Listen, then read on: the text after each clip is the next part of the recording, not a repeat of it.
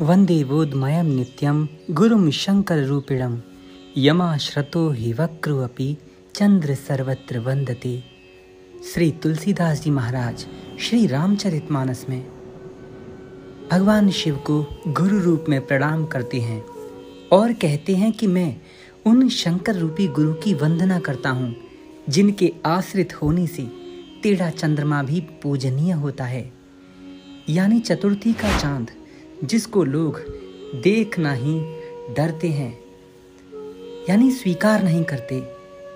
ऐसा कहा जाता है कि चतुर्थी के दिन चंद्रमा के दर्शन करने से दोष लगता है, लेकिन वही चंद्रमा जब भगवान शिव के सानिध्य को प्राप्त कर लेता है, यानी भगवान शिव की जटाओं में सजता है, तो सब जगह पूजनीय और वंदनीय माना जाता है। भगवान शिव के कई नाम हैं, चंद्रशेखर, चंद्रमौली, चंद्रशेखर। ऐसे नाम प्रभु के जो भक्तों के पापों को भी दूर कर देते हैं। पता है क्यों? क्योंकि भगवान शिव सर्व समर्थ हैं।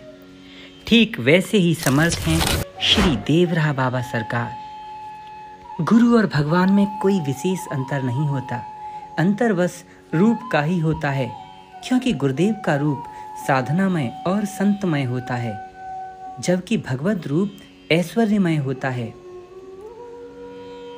यह घटना उस समय की है जब परम पूज्य गुरुदेव श्री बड़े सरकार जी छोटे थे, यानी छोटे समय से ही बाबा की सेवा में वे आ गए थे।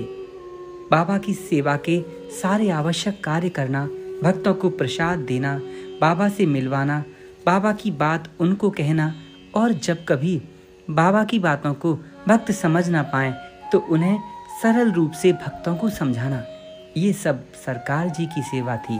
और बाबा जब भी स्नान के लिए जाते तो बाबा की एक डुबकी 2 से ढाई घंटे की होती। 2 से ढाई घंटे तक बाबा बिना सांस लिए पानी के अंदर ही रहते। बाबा की यह दैनिक दिनचर्या दिन में 3 बार होती, यानी बाबा त्रिकाल संध्या यमुना जी या गंगा जी के बहते तेज प्रभाव के अंदर ही करते थे। यह सामान्य मनुष्य के लिए तो असंभव है, जबकि सिद्धों के लिए भी ये संभव नहीं, क्योंकि प्रकृति के नियमों का उल्लंघन करना संतों के बस की बात तो है, लेकिन सामान्य व्यक्ति इसे समझ नहीं पाता। बाबा की ऐसी अगाध तपस्या जिसे देखकर सामान्य व्यक्ति डर जाए, रोंगटे खड़े कर देने वाली इस तपस्या से बाबा हमेशा ईश्वर में तेल धारावत लीन रहते।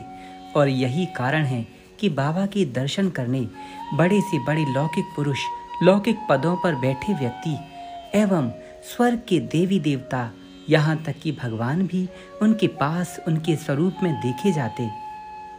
एक बार की बात है जब बड़े सरकार जी अपनी संध्या वंदन पूजा में थे। अचानक बाबा ने उनसे हंसते हुए कहा, अरे बच्चा, जाओ झोंपड़ी में जाकर ठाकुर जी के कान पकड़ के उन्हें लेके आओ। बाबा की ये बात सुनकर सरकार हंस गए। बोले, शायद बाबा मजाक या फिर ऐसे ही हमको हंसी दिला रहे हैं, ये संभव नहीं। भला भगवान के कान में कैसे पकड़ सकता हूँ? और क्या भगवान अभी कुटिया के अंदर होंगे? वो इसी इंकिता विमूढ़ स्थिति में थे, निर्णय नहीं ले पा रहे थे क्या करना चाहिए क्या नहीं। गुरुदेव कोई लीला कर रहे होंगे, क्योंकि बड़े महाराज जी जिन्होंने बाबा की इतनी सेवा की है, वे कोई साधारण पुरुष नहीं। बाबा की कोई दर्शन ही बड़े भाग्य से कर पाता, तो सोचिए जो दिन रात बाबा की सेवा में रहे हों, जिन्हें बाबा का एकदम निकट परम सानिध्य प्राप्त हुआ हो, क्या वे कोई साधारण व्यक्ति हो सकते हैं? वे तो दिव्यात्मा महान पुरुष हैं। वे श्री बाबा के पार्षद हैं। वे भी कोई लीला ही कर रहे थे। बाबा सरकार की ये बात सुनकर महाराज जी हंस गए और थोड़ी सोच में पड़ गए, और इसी कारण वे कुटिया में अंदर नहीं जा पाए। बाबा ने दोबारा कहा, बच्चा, अगर तुम उस समय कुटिया में अंदर जाते तो तुम्हें वहां भगवान श्री कृष्ण खड़े मिलते, और बच्चा, तुम उनके कान भी पकड़कर इधर ले आते, लेकिन तुमने आज्ञा नहीं मानी। गुरु आज्ञा गरीयसी। गुरुदेव जो भी कहें शिष्य को बिना सोचे ये करना चाहिए। बड़े सरकार जी ये बात बाद में समझे और बड़े दुखी हुए। हालांकि ऐसा नहीं है। बाबा की कृपा से उन्होंने कई बार भगवान के लगभग सभी स्वरूपों के दर्शन किए हैं। भगवान के नरसिंह अवतार के दर्शन बड़े प्रचलित हैं जो बाबा ने उनको दिए। भगवान शिव के दर्शन भी उन्होंने किए हैं। एक बार की घटना है जब भगवान श्री राम का साक्षात्कार श्री महाराज जी ने बाबा की कृपा से किया, लेकिन लोक प्रचार होने के भय से ऐसी बातें बहुत कम ही सामने लाई जाती हैं।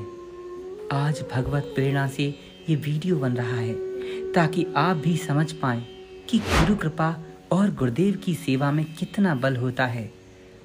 भगवान के भी कान पकड़े जा सकते हैं, उन नट नागर श्री कृष्ण के जो किसी की पकड़ में नहीं आते, लेकिन गुरुदेव की आज्ञा से, गुरुदेव की सेवा से वे भी बंधन में बंध सकते हैं। प्रेम की डोरी ही उन्हें बांध सकती है। राधे राधे मित्रों।